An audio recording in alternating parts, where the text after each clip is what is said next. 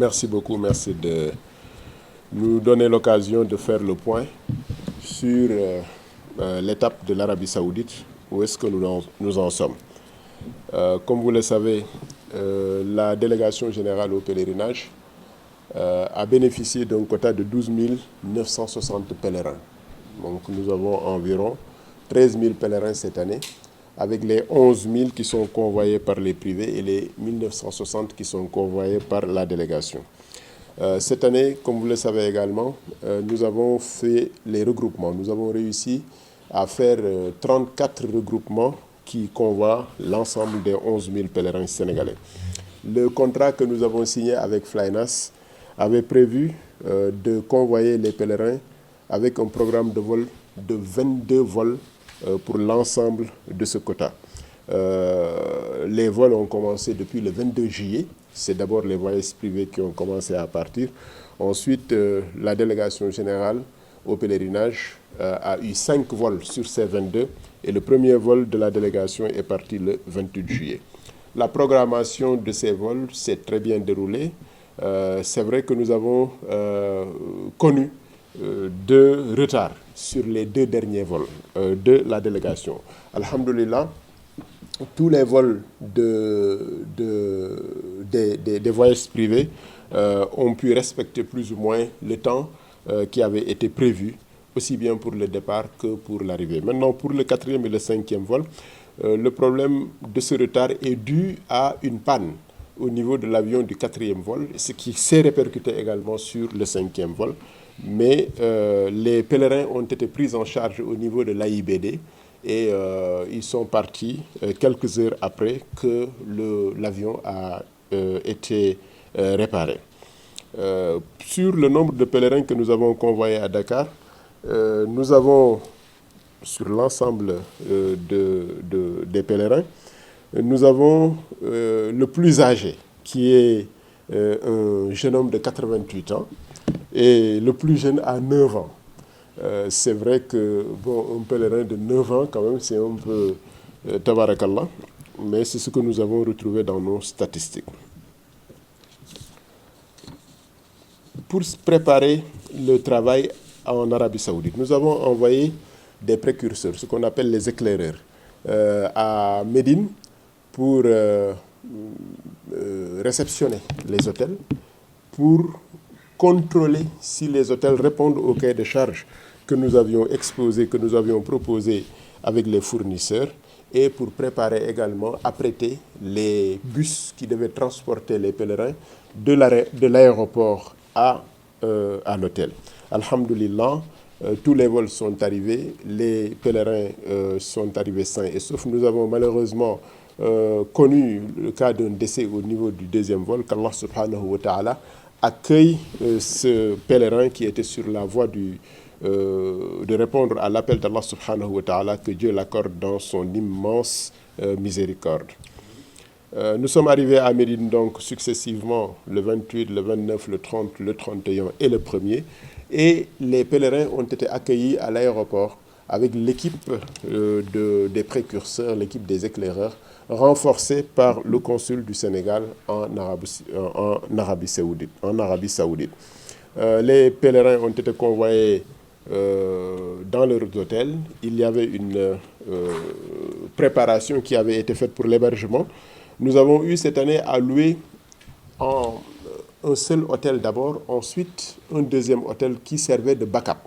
Mais l'hôtel que nous avons loué cette année était à quelques 60 mètres de la mosquée du prophète Mohammed sallallahu alayhi wa sallam et faisait face directement à Babou Salam, la porte par laquelle on entrait pour faire la visite pieuse au meilleur de l'humanité, Sayyidina Mohammed sallallahu alayhi wa sallam. Le séjour à Médine a été très court parce que les gens ont passé seulement 2 nuitées. Et ce qui a expliqué un peu ce séjour court, c'est que son Excellence, Monsieur le Président de la République, a demandé à ce que le séjour sur la terre saoudienne ne puisse pas accéder 28 jours. Donc il faut faire de sorte qu'au maximum 3 semaines après, en tout cas que le séjour en Arabie Saoudite puisse seulement se faire pendant 3 semaines. Donc cela demande, disons, une gestion du temps de séjour aussi bien à la Mecque qu'à Médine. Or, puisque Médine ne fait pas partie des piliers du pèlerinage, c'est une visite pieuse à la tombe du prophète Mohammed sallallahu alayhi wa sallam et une visite pieuse au niveau des sites historiques. Nous avons estimé qu'il faut juste donner le temps qu'il faut pour cette visite-là et venir à la Mecque. C'est vrai, les Sénégalais aiment bien rester à Médine, au niveau du mausolée de Sayyidina Mohammed sallallahu alayhi wa sallam, bénéficier des grâces qui sont le coefficient de prière par rapport à la mosquée du prophète Mohammed sallallahu alayhi wa sallam.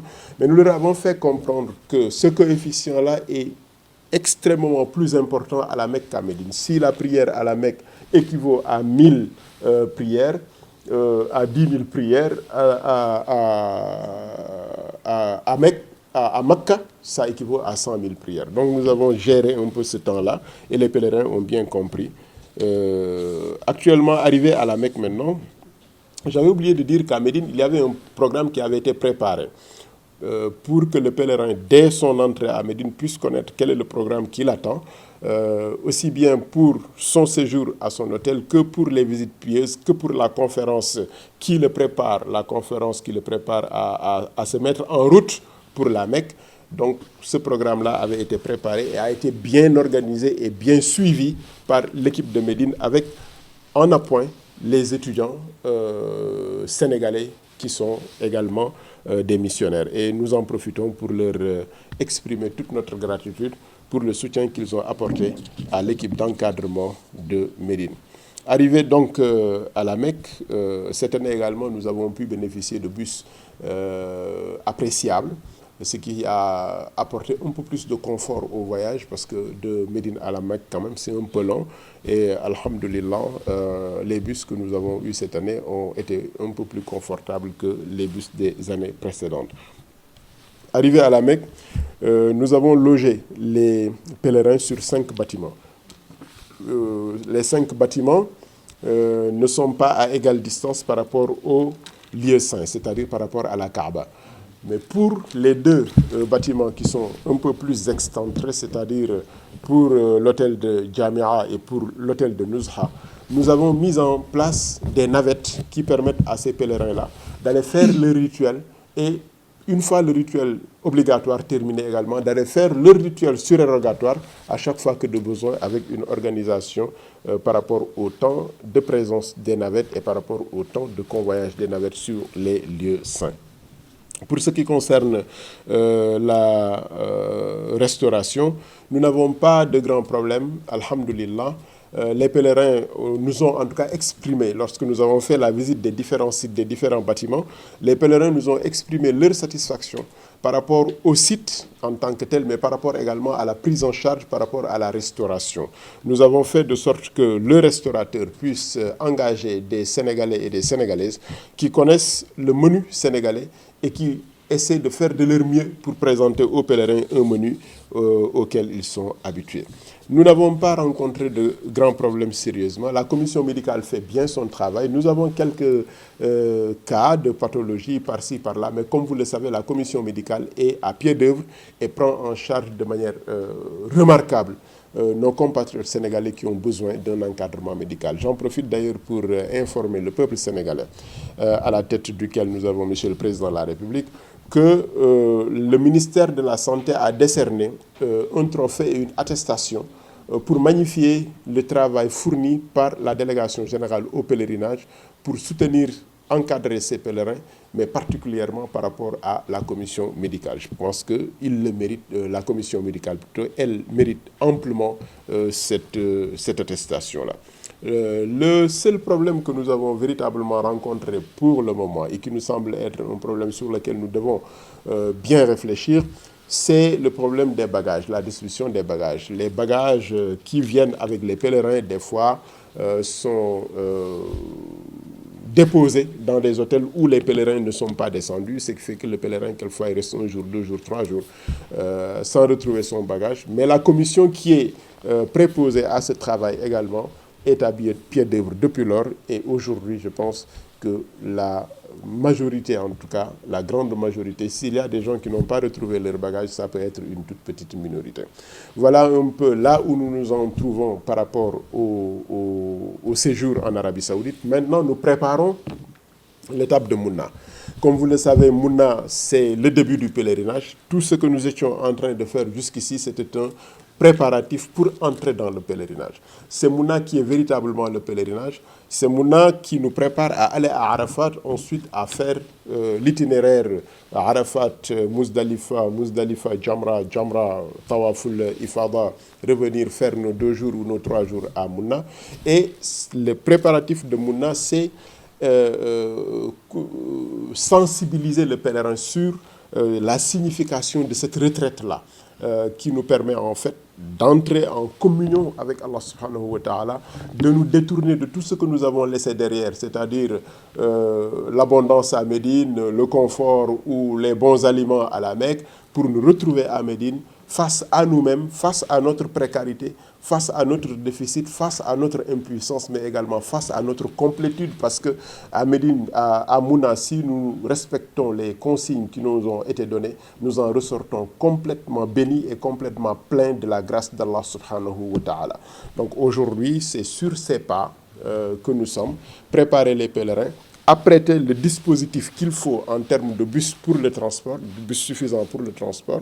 En termes de restauration également, nous avons pris toutes les dispositions pour que la restauration à Mouna puisse connaître une amélioration, sachant que, comme je l'ai dit, nous allons dans un espace de déficit, dans un espace de précarité, et nous, certainement, serons exposés à des retards, à un déficit par-ci, par-là, mais nous comblerons tout cela par la grâce que nous recherchons au niveau d'Allah subhanahu wa ta'ala. Préparer également les bus pour Arafat et nous préparer pour que à Arafat, les espaces soient des espaces plus ou moins aériens et au niveau de la sonorisation, pour que les pèlerins puissent être au même niveau de réception des messages qui sont délivrés par la délégation générale, par les éléments de la délégation générale, en termes de messages, en termes de prières, en termes de récital de Coran, en termes de dua au Khatm al-Qur'an, en termes d'invocation et d'oraison. Préparer également Mouna pour que les personnes à mobilité réduite puissent être accompagnées pour que leur pèlerinage puisse également être accepté selon les normes établies par la jurisprudence islamique enseignée par le prophète Mohammed sallallahu alayhi wa sallam. Ensuite, avec l'aide des guides que nous avons recrutés, des missionnaires qui sont avec nous, des recrutés locaux, c'est-à-dire des résidents sénégalais qui habitent, qui résident ici et qui viennent nous prêter main forte, et des étudiants, préparer les brigades qui encadrent les cohortes qui vont faire la Jamra à l'aller comme au retour, afin que le chemin soit balisé, les pèlerins encadrés, avec aussi la possibilité d'avoir avec nous des pousse-pousse, je ne sais pas comment on les appelle, des fauteuils roulants, pour les personnes qui, en cours de route, se trouveraient affaiblies et qui auraient besoin d'être accompagnées. Dans l'ensemble, voilà ce que nous sommes en train de préparer avec l'équipe de la délégation générale, avec les recrutés locaux, avec les résidents sénégalais qui vivent ici, avec les étudiants également qui viennent nous prêter main forte, mais avec l'ensemble des Sénégalais avec qui nous sommes venus. Et nous en profitons pour remercier particulièrement la RTS qui est à côté de nous, qui nous accompagne, j'allais dire, qui vit avec nous les pulsions de ce pèlerinage-là, qu'Allah subhanahu wa ta'ala les comble de ses grâces. Assalamu alaikum wa rahmatullah. S'il y a des questions, oui. Maintenant, par rapport au départ de Mouna, est-ce qu'il y a un dispositif particulier Absolument. pour les pèlerins? Pour le départ de Mouna, effectivement, il y a un dispositif qui a été mis en place. Le départ est prévu pour 22 heures. Le nombre de bus apprêtés avec les convoyeurs. Dans chaque bus, il y a le guide, le convoyeur, et il y a celui qui est chargé en fait de vérifier l'entrée ou l'enregistrement du pèlerin dans le bus. Au niveau de Mouna également, il y a des dispositions prises pour que le pèlerin sénégalais puisse retrouver la place qu'il a déjà louée au niveau de cet espace-là. on essaie de faire de sorte qu'il y ait une cohérence entre le bus et la tente dans laquelle vit le Sénégalais. Cette année, nous avons voulu que les bâtiments, les unités de gestion, dans chaque unité de gestion, comme nous vous l'avons dit la fois dernière, nous avons le responsable de la délégation générale, le chef de bâtiment, les points focaux religieux, médical, transport, social, hébergement et restauration. Ces points focaux-là vivent ensemble avec les pèlerins dans la tente. Ce qui fait que dans la tente, nous avons tout ce dont le pèlerin a besoin en termes d'interface, s'il y a un problème en hébergement, s'il y a un problème en restauration, s'il y a un problème en ceci ou cela, s'il y a un problème pour le religieux, tout le monde vit, et même pour le médical, même le point focal médical vit avec le pèlerin dans la tente.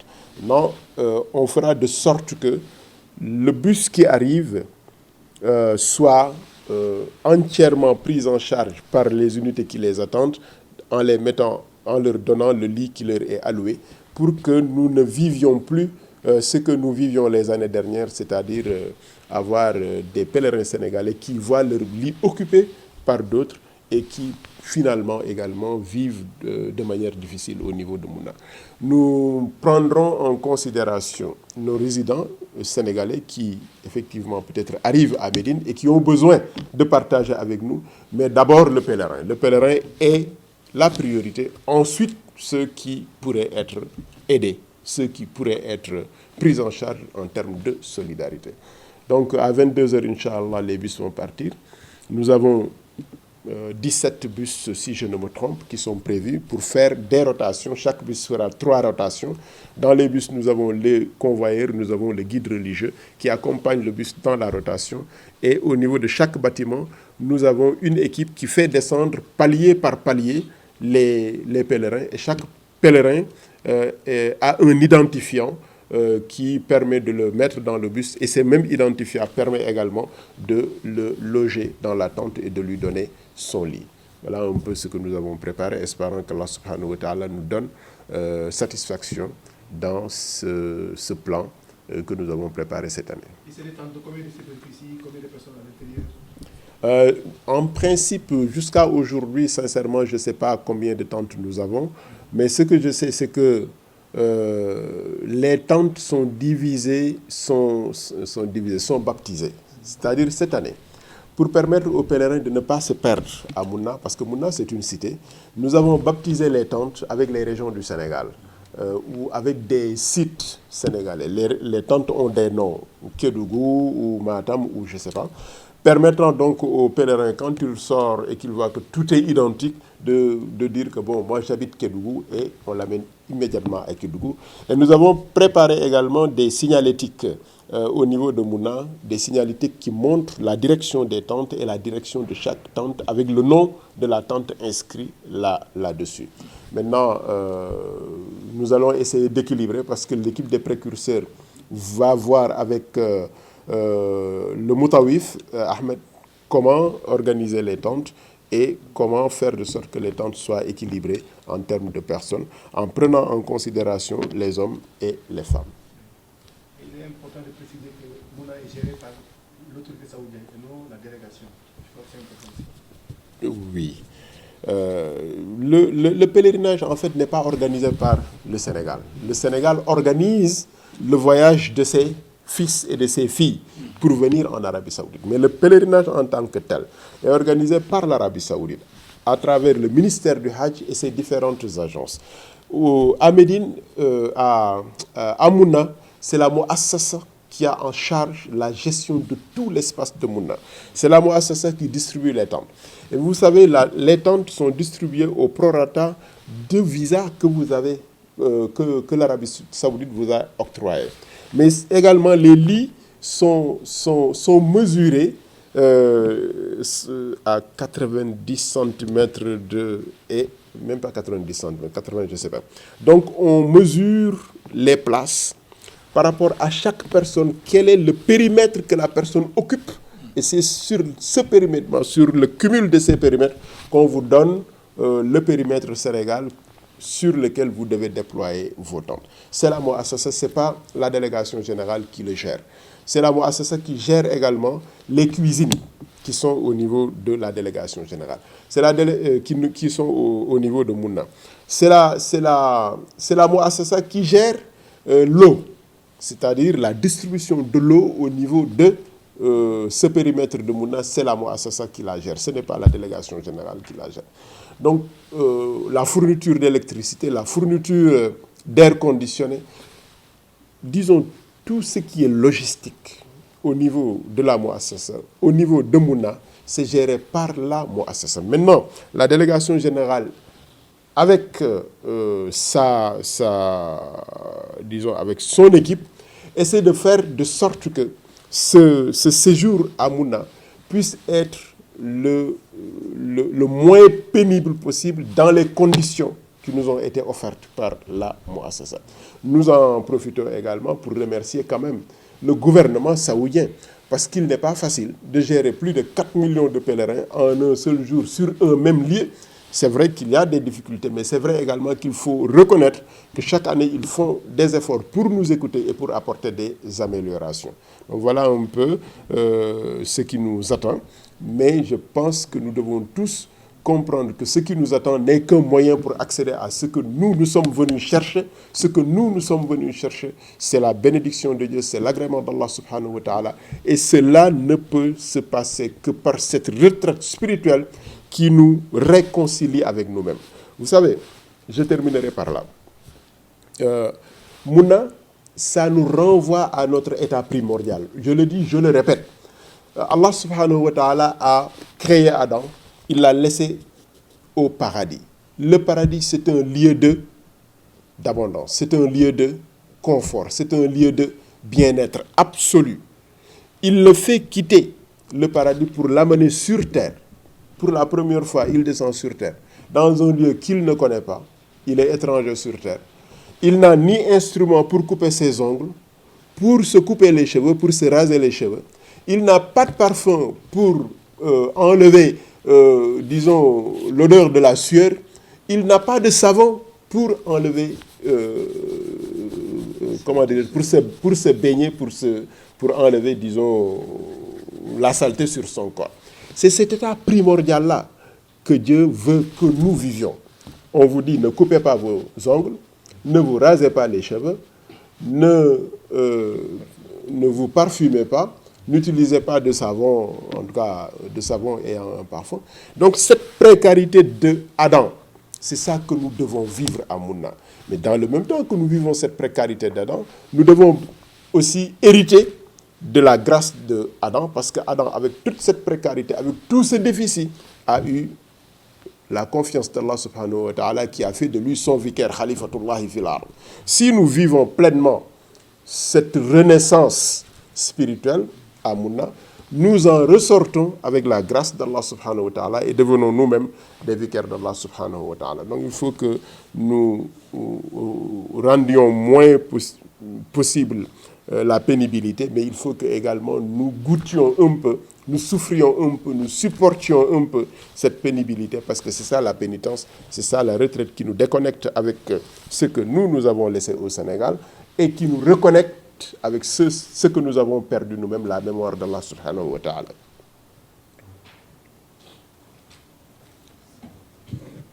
Bahna. Nous finissons par tendre nos mains, ouvrir notre cœur, contrit devant Allah subhanahu wa ta'ala, posé devant son auguste trône autour duquel tournent les anges qui prient pour nous, comme le dit le Coran dans Sourate Ghafir, pour demander à Allah subhanahu wa ta'ala de faire pleuvoir sur notre chère patrie ces pluies de grâce, de bénédiction, de miséricorde, de paix, de concorde, de solidarité, pour que la devise de notre pays, un peuple, un but, une foi, ne soit pas une simple devise, mais une ressource de vie pour nous tous. Amin. Amen.